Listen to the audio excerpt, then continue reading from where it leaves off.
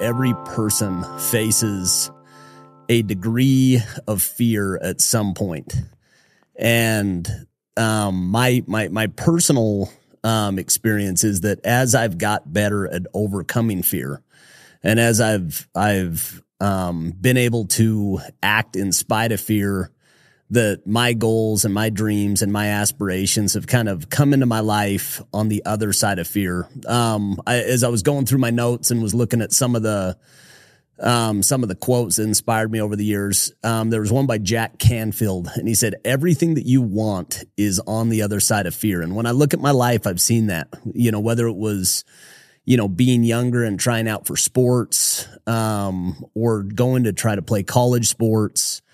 Going on a church mission for me was something that I was fearful. I had other aspirations and desires, and there was a fear of loss.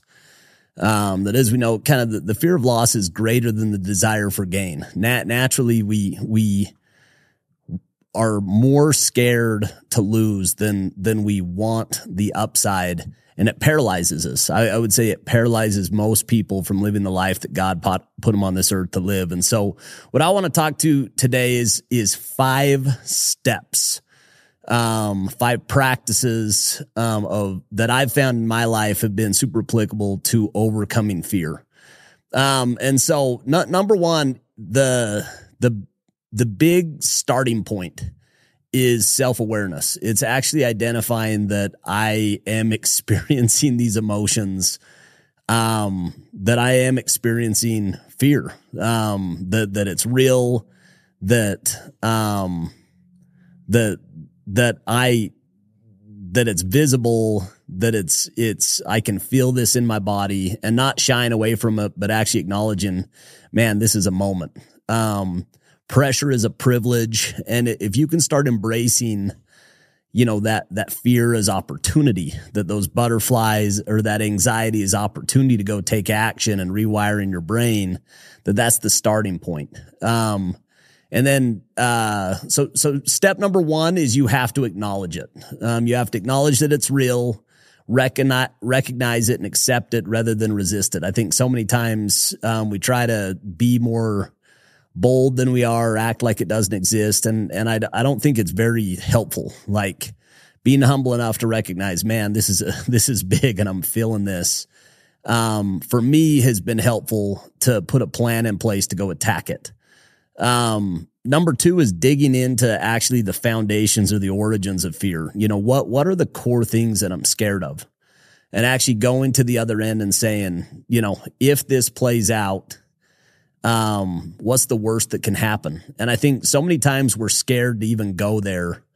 But what I found is when I can go to that worst case scenario and just be comfortable with it, then everything else kind of takes care of itself. And what I've also found is it usually doesn't get there. Very, very rarely do your biggest fears play out. Most of the time, that paralyzing emotion, it stops you from actually pursuing the things that would create opportunity. And there's magic that happens in the action and in the spontaneity of just getting started. Number 3, the big thing that's helped me over time to step up in the moment, is putting in the preparation in advance. There's the if you are prepared, you shall not fear statement that for me, I've found it to be true. When I put in the work, the mental and emotional work, when I visualize, when I work on the skills, when I work on the plan, when I go through things in my head in advance, when I show up to that moment, I'm not surprised and I don't get shaken. Mike Tyson talks about everybody having a plan until you get punched in the mouth. But having that plan in place, what you know is that once the action starts, everything goes out the window. But at a minimum, you show up with the right temperament and the right mindset and kind of the conviction that I'm going to go do whatever it takes to go accomplish my goal. Number 4 is moving forward. Motion creates emotion. actually getting momentum and moving forward. It's amazing how doing the thing that you fear most is the death of fear itself. And I found this to be true. I started doing a practice in 2022 of cold plunging. And it was this simple practice every single morning of waking up. And the reason that it was so profound, I was watching a Huberman podcast, and he talks about the benefits of cold plunging are two things. The first one is physical. There's all sorts of physical benefits that come from, reduction in inflammation, the release of certain endorphins and hormones, like physically changing your body fat from white fat to brown fat and burning, longer during the day, actually using fat as an energy source. But the emotional benefits are equally, if not more, as impactful for me personally. There's never a day where I actually want to do that thing in the morning. There's never a day where I'm craving it. And specifically what I found is I have more courage in the morning than I do at night. And so that's been insightful for me to realize that, as I get fatigued, as I get tired, that my courage diminishes. Vince Lombardi has a famous quote that says, "Fatigue makes a coward out of all men." And so actually putting yourself and emotionally training to do things that scare you or do things that are hard has allowed me to get in the habit of taking action when I don't want to take action. And I think that particular practice or that particular skill has added more value for my life than almost anything else in my life is when I am fearful or when I have anxiety, that my antidote to that is to take massive action. And so with cold plunging, I'll get in the water. I'll put my head under the water. The reason I put my head under is that it's more painful. And so it doesn't have that much to do with physical benefits, but making yourself uncomfortable and doing the hard thing consistently, it actually builds this confidence that I can do hard things. And when they pop up, that those opportunities kind of resurface and you're able to go readdress. I remember early on in my career, I went down to Utah County to go play baseball, and I ended up getting cut from the baseball team. It was like the hardest moment. If you would have told me, what's the worst thing that could happen to you, it would have been me getting cut from the team. It was so much of my identity was being tied to being an athlete and being a baseball player. And as I transitioned from kind of being a kid to growing up and having to go provide for myself, I realized that I did not have any marketable skills that were worth any money in the physical world, in the market. Couldn't get a job that was paying more than $10 or $12 an hour. And so it created kind of this fear and anxiety of how am I going to take care of myself? How am I going to provide? And I remember going out, having a friend that had gone out and sold door to door. He'd sold satellites door to door, and making this decision that I'm going to go out and I'm going to sell and I'm going to go get this skill set. So there's this hope, there's this desire, but the fear was still there. And as I was away from it, it was easier just to address. But as time got closer, that's where it crept up. And I remember the first time where it really hit me was I was driving to Des Moines, Iowa by myself in this 4Runner. And I'm driving through these cornfields, driving across the country. And that was where these voices in my head just started coming in, just saying like, what are you doing? You've got no money in your bank account. You've never done this before. You don't know half the people that you're going out here to work with. And these kind of these not productive voices are coming to my head as I'm physically driving to this area. And as I got to Des Moines, Iowa, getting out in my car, going out, doing the hard thing every single day, making a commitment to be on the doors every day, just like cold plunging, that habit and that consistency of kind of doing the thing that I didn't want to do every single day. And over the course of 108 days, that thing that was so hard and also so terrifying, which was rejection. People telling me no. Over the course of 108 days, it went from something that I was scared of to something that did not bother me at all. And emotionally, I became more emotionally fit. I remember that summer, the peaks and the valleys being so extreme. That when I was high, I was really high. I remember getting a cell or getting a couple cells and coming home and just fist pumping in my car and just literally being elated that I'd had such a good day, and then having a tough day and just being in the tank, or even just waking up low and me not having the tools or the skills to emotionally be able to deal with those peaks and valleys. But what I found is over the course of the summer, the highs weren't as high and the lows weren't as low. And when I got to the end of that summer and I was able to kind of drive home, it's one of the moments that I'm the most proud of. And I could feel just this pride and also this confidence and this certainty. And it was the opposite of fear. It was absolute certainty, knowing that I've got a skill set, that at any given time in life, if things get bad, that I can go create money out of thin air just by using my skill set and selling. And that was an example of using preparation and actually like repetition and skill and habit to go get the confidence and get the certainty to be able to go out and accomplish the thing that I set out to accomplish. And this is what I found in that moment, is that there's thresholds of control. There's degrees of confidence. And at that moment, I was confident that I could go sell. But then there's a whole nother degree of, can I manage, or can I, continue to grow within this organization? And what I found every time I try to level up and every time I step out of that comfort zone is where that fear and anxiety and doubt and uncertainty kick in. And this recipe of identifying that, hey, I'm uncomfortable, and actually reframing those thoughts. To know that discomfort is a privilege, pressure is a privilege, that I can do hard things, that I can do new things.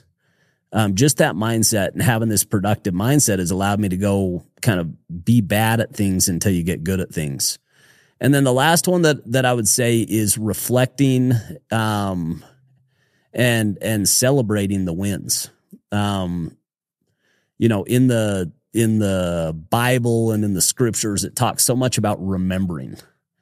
And I think it's so important to go back and to remember the good, and to remember the times in our life where we succeeded, where we did hard things, where we stepped up to the challenge.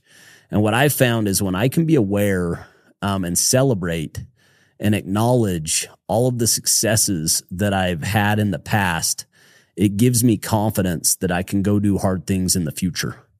But when I haven't taken that time to remember all of the successes, then potentially the fear and the doubt get exaggerated.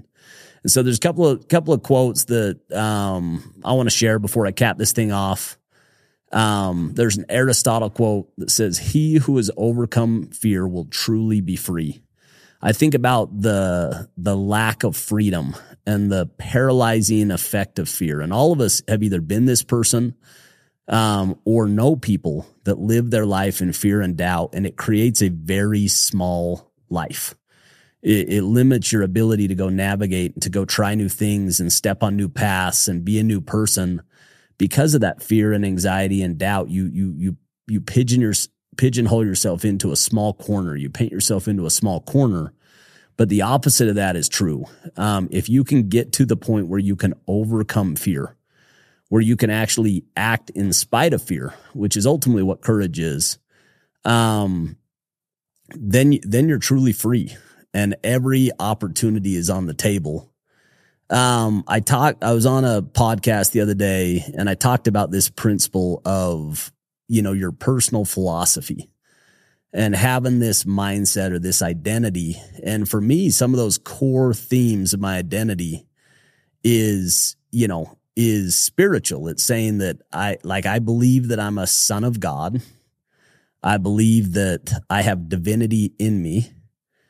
And if that's true, I have tremendous potential and that I can do anything that I set out to accomplish. And it's not that it's easy, but that I have the potential within me. And so I think, having this belief that you were born to do great things matters a lot.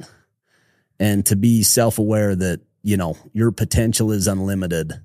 And the only thing that's limited is our self-limiting beliefs. Couple more inspiring quotes on the topic that light me up. This one's by Nelson Mandela. It says, "Courage is not the absence of fear, but the triumph over it. A brave man is not one that does not feel afraid, but he who conquers fear." And so I think we confuse somebody that's fearless or somebody that just is able to show up in those moments. And we kind of say, that person doesn't feel it. And it's actually not true. There's a difference between feeling it and doing it anyway and being paralyzed by it. Another experience that I had that it was so obvious to me, the effects of fear. I remember I was 24 years old. I was working for a company and was doing extremely well in my career. I was moving up the ladder. Was excited. I was making more money than I'd ever made. I was having more opportunities than I ever could have dreamed that, kid from a small town could have. And in 2007, it was just a chain of events that was just so rough in the course of 2 or 3 months. I was working for a company and the company ended up going out of business. My employer, and a guy I really looked up to ended up stealing my money, literally asked me for my last $100,000 and stole it from me. Like just took it, never made a payment, never paid it back. And the businesses and the investments that I'd done, I realized really quick that I wasn't near as smart as I thought I was. And I got exposed kind of when the market had switched. So in the course of 3 or 4 months, I went from riding high to losing, my savings, having my investments disappear and losing my employment. And it wasn't just me. It was everybody that worked at that company with me. And we ended up, all of us were kind of like scrambling to go find our way. And I remember the difference in kind of what happened. It was almost like this science experiment. And you had hundreds of people that were in this environment that went and worked at different companies. And for some of them, it was their finest hour. And that when their back was against the wall, they rose up, they took massive action, they focused on what they could control, they executed. And there was others like another group, that just absolutely was paralyzed and could not take action. And the outcomes in life, as I look back, that was just this like fog of war moment for me at 24 years old. But it's actually one of the most defining moments that I've ever had in my life because I learned so much about myself. And in that moment, it wasn't that I wasn't scared, but I focused on my circle of influence. I focused on what I could control. I made a plan, and then I just religiously went after that plan as hard as I could go after that plan and worked myself out of a bad situation. And ultimately, like if I wouldn't have done that, I wouldn't have had the momentum to move on to the next step and the next step and the next step. And so, I've experienced this, that, circumstance doesn't make the man, it reveals him to himself. And in those moments, you figure out kind of what you're really made of. And that if you can prep emotionally for those moments and get excited for those moments, because they're all coming, they're coming to all of us. That when it's hard, that is our biggest opportunity. That it's a more productive thought than I'm a victim and that life is really hard right now. And so anyway, one last quote, then I'll finish up.